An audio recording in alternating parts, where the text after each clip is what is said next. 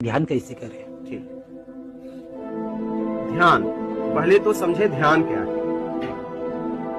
ध्यान, जब मुझे कुछ चाहिए तो ध्यान घटित हो जाता है। तो ध्यान तो स्वतः अपने आप घटित होता है, ध्यान करना नहीं है। ध्यान स्वाभाविक घटित हो रहा है। ध्यान को समझना है घटित कहाँ हो रहा है। जो मुझे चाहिए उस पे ध्यान घटित हो जाता है। जैसे मुझे भोजन चाहिए, ध्यान कहाँ चला जाता है? भोजन पे। भोजन को मिल गया तो ध्यान कहीं और चला जाता है। हमारी जरूरतों में ध्यान घूम रहा है। आप समझ रहे हैं? ध्यान तो हर वक्त घटित हो रहा है, हर समय घटित हो रहा है। कहाँ हो रहा है? इच्छाओं में।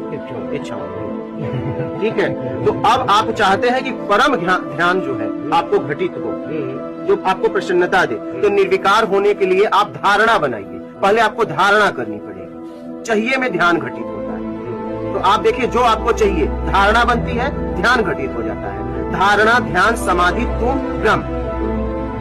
समझ रहे हैं?